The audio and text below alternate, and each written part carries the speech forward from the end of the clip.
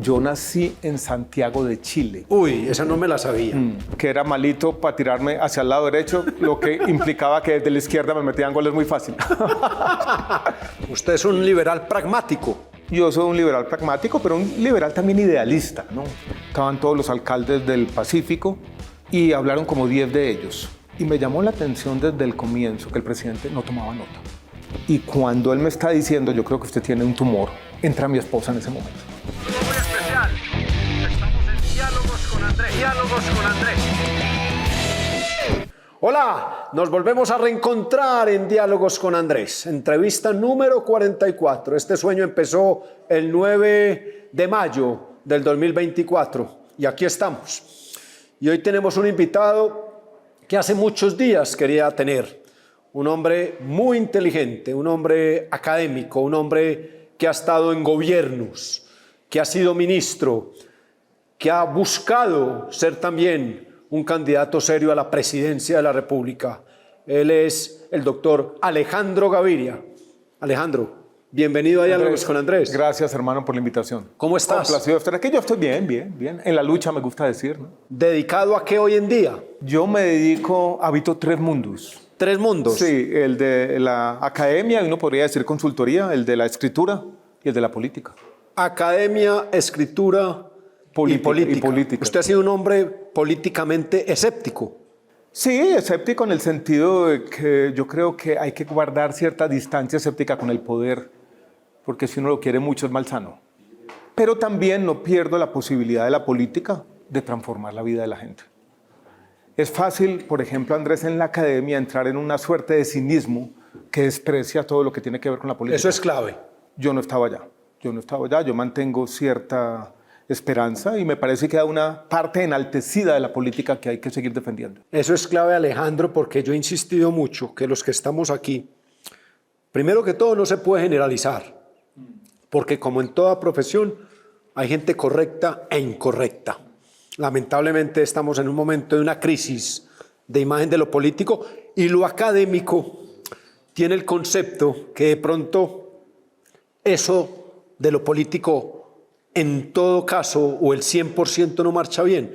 ¿Usted cree que todavía hay una esfera de lo político? Porque para mí la crisis no es de la política, es de los políticos, de lo humano, de los que ejercemos la función, puede tener un espacio en nuestro país. Lo tiene que tener. Hay una crisis de legitimidad, una crisis de confianza de Clarísimo. la política y las democracias incluso, pero hay que seguir luchando contra eso.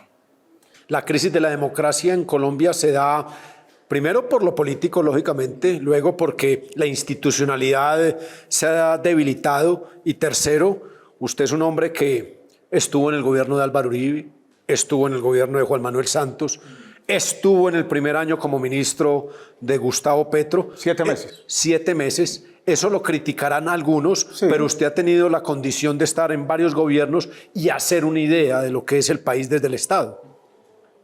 Cuando entró al gobierno de Álvaro Uribe Vélez en el año 2002 como subdirector del DNP, yo redacté de mi puño y letra todos los primeros capítulos del plan de desarrollo y tenía una visión.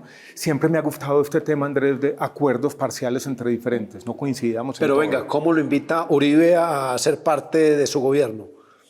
Yo en ese momento acababa de terminar mi doctorado, había regresado a Colombia. ¿Doctorado de? Economía. ¿Economía en dónde? Haciendo énfasis en la economía social en la Universidad de California, en la ciudad de San Diego, al sur de California. ¿Llevaba cuánto usted en ese momento haciendo ese estudio en California? Yo ya lo había terminado. Sí, pero ¿cuánto se demoró allá en 4 California? años, 4 años. Del año 94 al año 98 estuve 2 años viviendo en los Estados Unidos. Regresé a Colombia en el año 2000. Era subdirector de Fedesarrollo. Sí, señor. Trabajaba sobre todo en los asuntos que tienen que ver con economía social. Y una vez estaba yo en Fedesarrollo y me llamó otro economista que creo que era Roberto Steiner, Sí. que empezaban a trabajar con Álvaro Uribe. Y me hicieron una pregunta sobre, ¿sabe qué tema?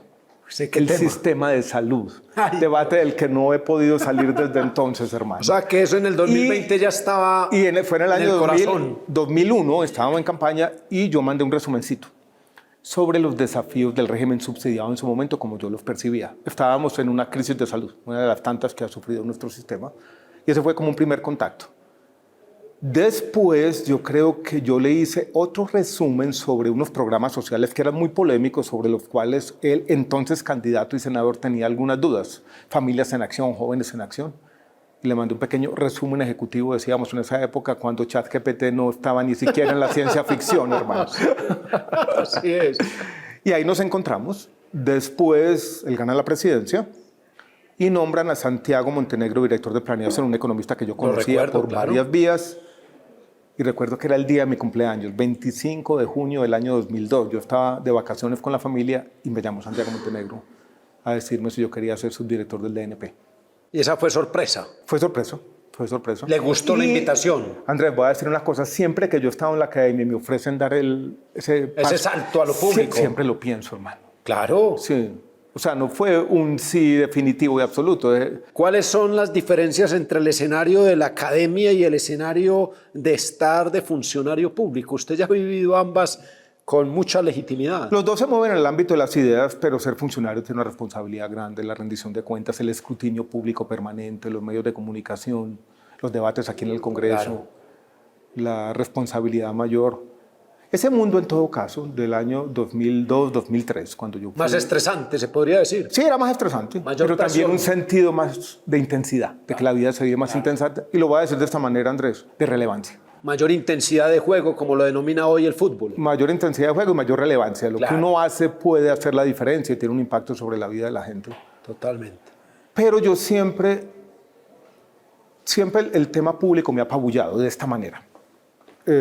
Cuando yo fui ministro, primera vez, la gente ¿Qué me fue? dice, ¿Qué año? En el año 2012. Y la gente dijo, ya lo nombraron, celebre. Yo nunca he celebrado. Yo dije, no. 2012 2012. ya en el gobierno de Juan Manuel Juan Santos. Manuel Santos. Yo sentía que no tenía mucho que celebrar. Pero venga, en el 2002 usted llega a ser funcionario del gobierno de Álvaro Uribe. 2002-2003, yo salgo en enero de 2004 por muchas razones. Había unos temas de ahí de falta de entendimiento en algunos temas. Sí. Pero también pasa un tema complejo. Y es, Sergio Fajardo se eligió alcalde de Medellín. Y Sergio Fajardo le dice a mi papá que él va a ser el Que gerente su de las padre- empresas públicas. Pero contémosle a Colombia y a diálogos con Andrés, ¿quién es el papá de Alejandro Gaviria? Juan Felipe Gaviria Gutiérrez. Un hombre muy importante de nuestra región antioqueña. Ingeniero como yo, Ingeniero. ingeniero civil. Le gustaba también las matemáticas. Rector de Le AFID. gustaba la lectura, fue rector de AFID. Así es. Hizo también una trayectoria del sector privado y fue ministro de lo que entonces llamaban obras públicas Obras públicas. del gobierno de César Gaviria. Que hoy es el Ministerio de Infraestructura. De infraestructura, creo. Así es, Uy, así madre, es. cambiadera de nombre San Berraco. ¿Usted nació en Medellín o nació en Bogotá, Alejandro? No, yo nací en Santiago de Chile. Uy, esa no me la sabía. Mi papá, recién casado, Sí. se ganó una beca de la OEA, de la Organización de Estados Americanos, para estudiar en la Universidad de Chile estadística. Y O sea hizo- que esa genética académica ahí viene, va mucho por esa línea sí. de papá. ¿Mamá también? Mi mamá no tanto, es la No. pragmática de la casa. Hoy aprecio su sabiduría. Es una mujer más tranquila. Como nunca. No, no es tranquila. No. Es aceleradita también. Así es. Porque Sí. tus dos otros hermanos, ustedes son tres hombres. Nosotros somos cuatro. Cuatro. Cuatro. Yo soy el mayor, Ana María, mi hermana, es la segunda. Ay, una después mujer. Matías y Pascual. Mastías y Pascual. Pascual Gaviria, periodista. Pascual Gaviria, periodista. Yo crecí con Pascual. Yo soy de la generación de Pascual. Era muy buen arquero. Era buen arquero. Yo también fui arquero. Vos también fuiste No tan arquero. bueno, no tan ¿verdad? bueno. No tan bueno.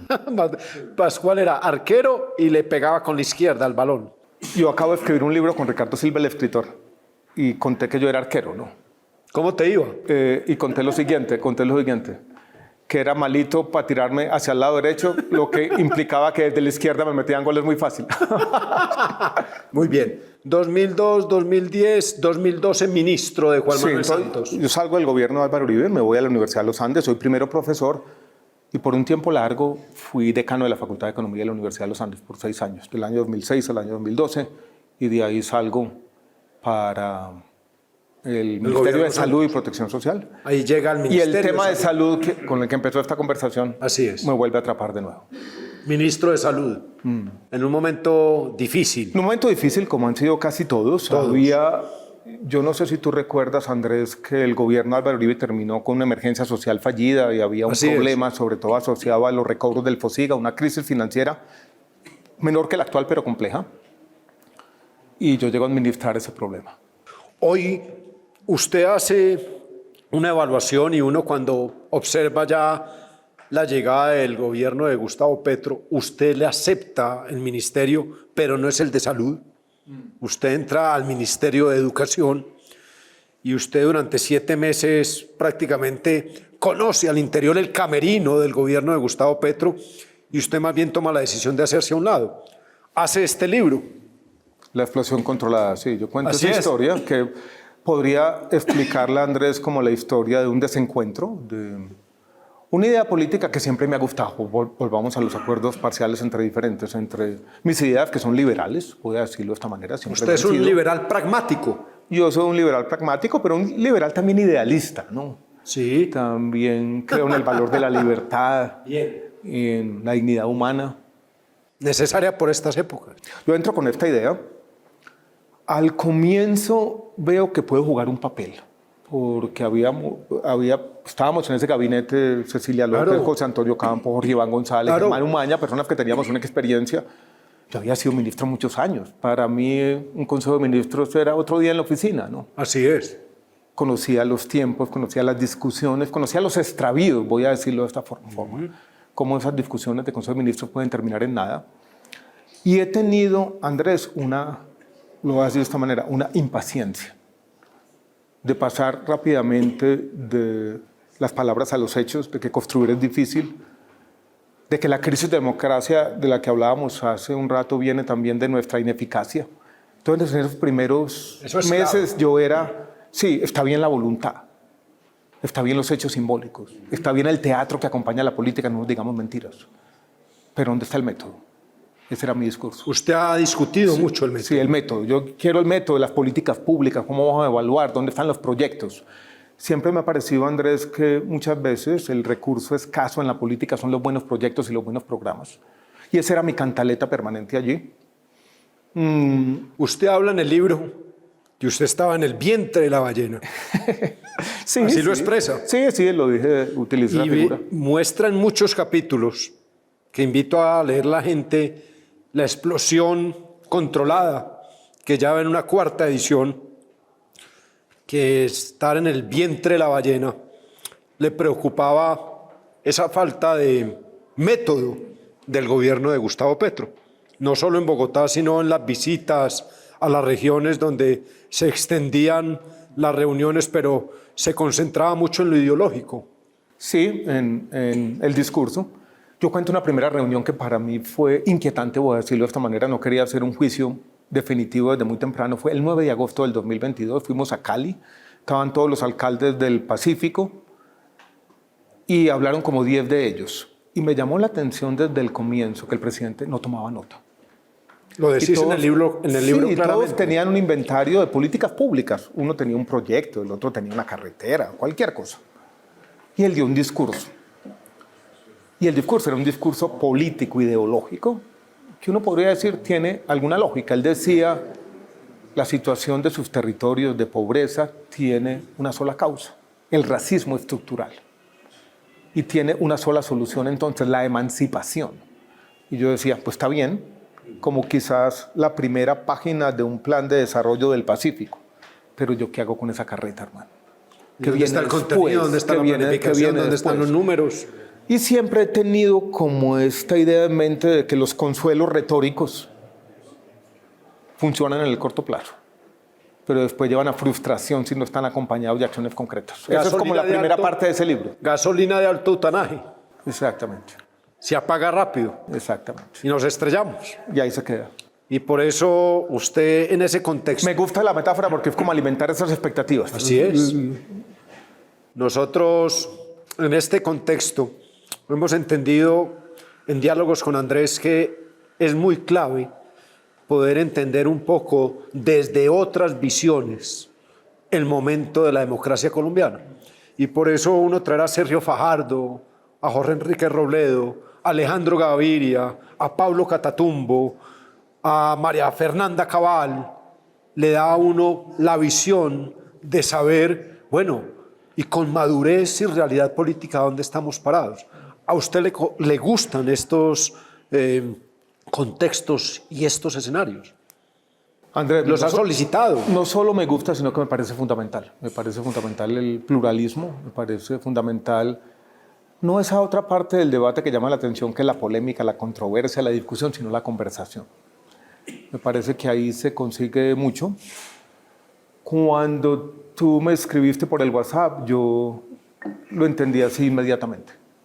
Y tiene que ser clave. Tiene que ser clave. Pero venga, arrancamos muy altos.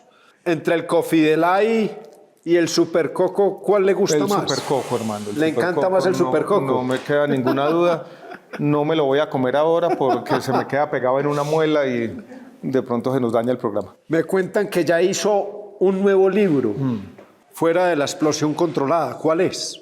Ese libro se llama El desdén de los dioses. Es una primera aventura que yo hago, Andrés, en lo que podríamos llamar ficción o relatos o narrativas, donde, entre otras cosas, cuento historias sobre mi familia, sobre mi papá. O sea, ese libro tiene la marca. Sí, yo cuento una historia que me da vueltas en la cabeza. Nosotros fuimos en un Cinca 1204 de Medellín a San Agustín, cuando yo estaba en sexto al sur grado. Del país. Sí, el sexto grado. Huila. Pinchábamos cada 50 kilómetros. ¿Cuántos iban? Conocimos las estatuas. Íbamos mis 4 hermanos atrás, mi papá y mi mamá adelante. Hágame el favor. Mi papá fumaba, el humo del cigarrillo salía por la ventanilla de él y entraba por la mía, que solo se abría hasta la mitad. La salud. ¿Cómo está su salud? Mi salud está bien, mi salud está bien. Uno, Andrés, cuando sufre una enfermedad grave como el cáncer, queda hipocondriaco. Explíqueme eso. Hermano, cualquier cosita que le da a uno, un dolor que no se me quita en una semana, cree que es una recaída del cáncer. ¿Cómo fue su cáncer? Mi cáncer fue un cáncer linfático, que es de buen pronóstico. Una pelota de tenis aquí. ¿Cómo apareció? Apareció con un dolor un día. Yo ese día tenía una reunión muy temprano en la mañana con los secretarios y me levanté con un dolorcito ahí que era como incómodo y yo aparezco en el podio apoyado así. O sea, tenía un dolor que yo estaba tratando de inclinarme para evitarlo probablemente. Vi el video después, no sé por qué ociosidad de la vida. Sí. En el carro de regreso de esa conferencia al ministerio, mis compañeros dijeron, algo le pasa, no está mirando el celular. A las 2 de la tarde ya el dolor era insoportable y dije, bueno, estaba en el Ministerio de Salud, donde hay un médico aquí, ¿no? Y subió un médico, me tocó y me dijo, no es la vesícula, no es el apéndice, no me gusta, tiene que salirse para una clínica allá.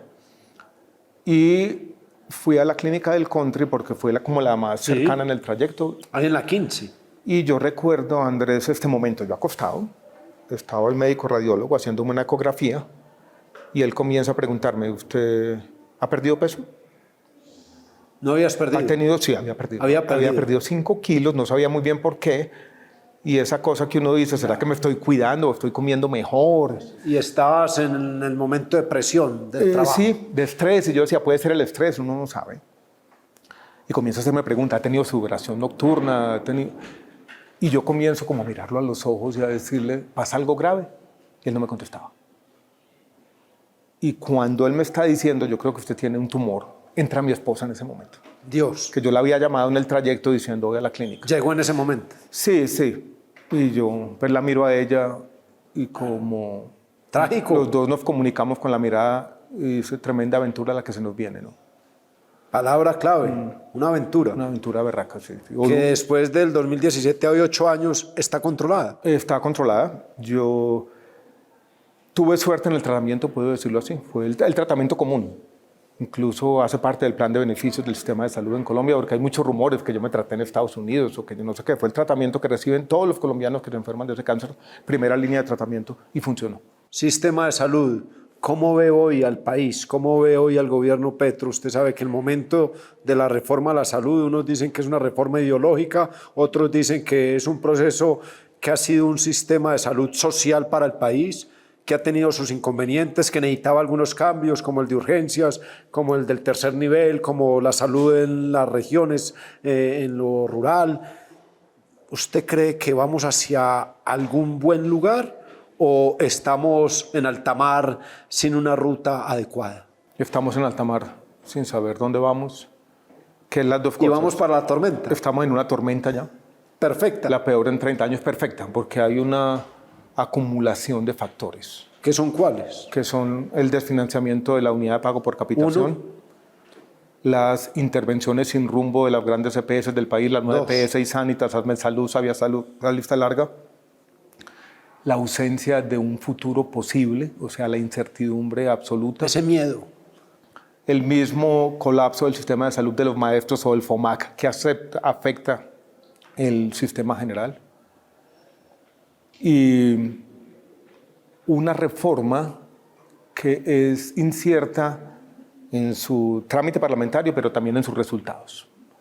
Y hoy en día el derecho fundamental a la salud está en riesgo. O sea que el sistema social de salud como Colombia tenía algunos inconvenientes, pero mostraba unos diagnósticos que con unas mejoras podría tener un mejor momento. Había un problema de sostenibilidad, como tienen todos los sistemas de salud del mundo, por el Sí. envejecimiento de la población, los factores demográficos, incluso lo que se llama en salud la presión tecnológica, cómo se incorporan los Presión nuevos tecnológica. medicamentos, los precios de los Buen medicamentos nombre. y demás. Y también teníamos ciertas desigualdades territoriales que son las de Colombia. Claro. Este es un país de centro-periferia, había señor. que remediarlas de alguna que se ha manera, modificado. incorporarlas al sistema, hacer más compatible la descentralización con el sistema de salud. Si se quiere, lo puedo decir con autocrítica. Pero Andrés tiene un sistema de salud muy bueno. Y en las muchas EPS, dimensiones. la crítica que tanto enfoca Gustavo Petro hacia las EPS, de la corrupción, del robo, de esa insistencia, que al fin y al cabo se vuelve también un toma ideológico de Gustavo Petro, que usted le tocó tratar tanto en los últimos 15 años. ¿Qué observaciones hace? Lo voy a decir con un hecho empírico para no meternos en ese debate. Muy bien. El gobierno intervino las EPS más grandes del país. O sea, las que estaban funcionando. Porque supuestamente todos lo estaban robando. Y las intervino para que no le robaran nada y todo ha empeorado. Eso arroja muchas dudas sobre ese diagnóstico del presidente Petro y su ministro de Salud. Y no podemos negar, y ya uno acá como primíparo en el Senado, que lógicamente hay unas EPS que tenían alguna ascendencia sobre un sector político que pesaba en el Congreso tiempo atrás. Pero estas que Gustavo Petro enfoca en este gobierno eran las grandes y las que manejaba el sector privado con alguna responsabilidad. La nueva EPS básicamente era el Estado y las cajas de compensación, que hacen parte de la estructura social de Colombia. Uno no puede prescindir de las cajas de compensación en muchos temas sociales, en particular en salud. Sura es una compañía Por Dios. probada. Un afiliado a Sura estaba en uno de los mejores sistemas de salud de Y América. la gente se sentía segura con su... Sí. Sanitas, que han puesto sobre la pared y también ha dicho que ha financiado partidos, dio unos recursos que son absolutamente exiguos. No sé, yo tampoco quiero defender eso, en eso hay que tener Sí, transparencia y absoluta. no vamos a entrar en eso. Pero yo creo que estaban funcionando bien. ¿Por qué las intervinieron y todo empezó a empeorar, las quejas y reclamos, las tutelas, los desequilibrios financieros, absolutamente todo. Se habla, y no lo puedo dejar ir, porque la gente me pregunta, bueno, Alejandro Gaviria ha sido funcionario de Álvaro Uribe, fue ministro con Juan Manuel Santos, fue ministro de Gustavo Petro. Creo que es el único colombiano que ha tenido esa posibilidad y esa oportunidad. Hoy, ¿qué conclusión saca de esos tres gobiernos? Yo voy a sacar una conclusión interesante, Andrés, que es difícil para los colombianos. El siglo XXI comienza con un Estado fallido, 2000, comienza con el año 1999, la peor crisis Andrés Pastrana. económica. Este siglo XXI, estos Sí. 25 años que llevamos, ya llevamos un cuarto de este siglo, el tiempo se señor. nos va yendo a los adultos como el Así agua es. entre las manos, ¿no? Ha sido bueno para Colombia. En resumen, Colombia ha crecido más rápido que cualquiera de los pares en América Latina. Colombia ha avanzado en los temas de servicios públicos, en los temas de salud, en los temas de educación superior, mucho más de lo que los mismos colombianos creemos. Desde afuera nos miran mejor. Colombia es un país que ha intentado de muchas maneras, con errores quizás, conseguir la paz, que ha sido nuestra gran dolencia histórica. el Zambito. Yo quiero seguir siendo optimista de nuestro país. ¿Usted quiere seguir Y a pesar de que estos gobiernos han tenido sus enfrentamientos y demás, han aportado. ¿Usted quiere Y han seguir tratado siendo un hombre de construir. que le aporta al país? ¿Ha querido hacerlo político? quiere ser otra vez precandidato a la presidencia, quiere buscar una curul en el Senado, quiere estar más activo en lo político. ¿Qué le dice el sentido común? ¿Qué le dice el corazón? El corazón me dice que quiero seguir manteniendo ese sentido de relevancia que estamos hablando. Una decisión sobre esas dos opciones, que son las que se mencionan, la de una candidatura en una Eso lo he consulta escuchado. o el Senado, voy a esperar unos mesecitos para tomarla. Si alguien lo invita a ser vicepresidente, Uy, fórmula, No ¿usted sé. qué pensaría? Eso depende de las circunstancias. Es un puesto complejo. Bueno, y si fuera candidato a la presidencia, ¿a quién le gustaría No, tener de todavía no sé, vicepresidente? Andrés, todavía no sé. ¿No sabe? No, eso dependerá en Sí. cada cosa de su momento. Y dijo lo de la vicepresidencia porque mire que hemos tenido con la vicepresidencia muchas tensiones en general. No ha sido después de la Constitución del 91, de todos los cambios institucionales, unos buenos, otros no tanto. Me parece que esa institución de la vicepresidencia no ha funcionado muy bien. Pero no olvide también que se lo digo con afecto y respeto, doctor Alejandro, que un hombre como usted en el Senado sería clave Gracias. en la capacidad, en el conocimiento y sobre todo en esa experiencia que ha tenido. ¿Te vuelve? Yo estoy en un proceso de precandidato a la Sí, presidencia sí. del Centro Democrático. Pero si Si eso se cumple y el partido y Álvaro Uribe me pide que regrese al Senado, pues lo haré. ¿Cuándo termina el proceso de precandidatura? Yo puse en la mesa, es la única propuesta escrita que ya está allí, que planteo que en agosto haya la primera encuesta para que salga el quinto, en septiembre salga la segunda encuesta para que salga el cuarto, en la tercera encuesta salga el tercero en el mes de octubre y que en octubre los dos precandidatos que queden se sienten con el partido y con el Álvaro Uribe y definan antes del 7 de diciembre el mecanismo. O lo definamos el mecanismo para que ese segundo pueda tomar la decisión de si quiere venir al Senado y se cierran. El límite de inscripciones es el 7 de diciembre. Esa es mi propuesta. Estoy esperando la de los otros 4 y bueno, esperemos a ver. Mucha suerte. Voy a contar una última anécdota. Sí, señor. Con el Supercoco. Instituto Pero venga, cuénteme la del fútbol. Instituto Robledo de Medellín. Sí, señor. Lo que yo comía todos los días, ¿no? Era el Supercoco. No, era una Coca-Cola, me daban un pastel de gloria Sí. y de encima me daban un Delicioso. Supercoco. Delicioso. De encima me daban un Supercoco. Pero le voy a contar otra anécdota. Me fui para Australia por allá en el año 2000, en el nuevo siglo, y conocí un argentino que amo. Él se llama Lucas. Él tiene un problemita de nacimiento en su movimiento. ¿Vive en Australia o estaba por allá de él paseo? estaba allá. En ¿Se Coogee encontraron Beach. allá? Sí. Y le dije, nos tenemos que volver a encontrar en Argentina o en Colombia. Y él vino por primera vez a Argentina. Le insistí tanto que vino. Y entonces... ¿Y estuvo en Medellín o en Bogotá? Medellín, Bogotá, Boyacá, Cartagena. Me lo llevé por carretera. Y entonces al final, ya despidiéndonos en el aeropuerto José María Córdoba de Río Negro, lo abracé y le dije, ¿qué es lo que más le gustó de Colombia? Y me dijo, 4 cosas increíbles. Supercoco, la colombiana, el manimoto.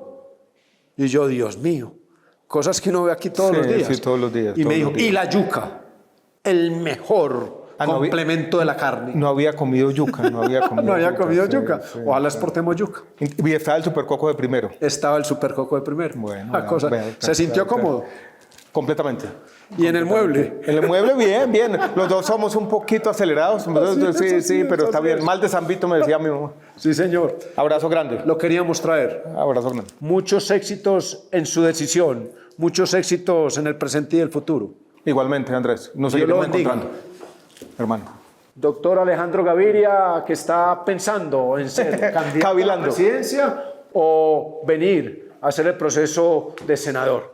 En cualquiera de los dos escenarios, que le vaya muy bien. Nos volvemos a reencontrar en Diálogos con Andrés. Un abrazo. Chao. La política tiene que ser noble. Diálogos con Andrés.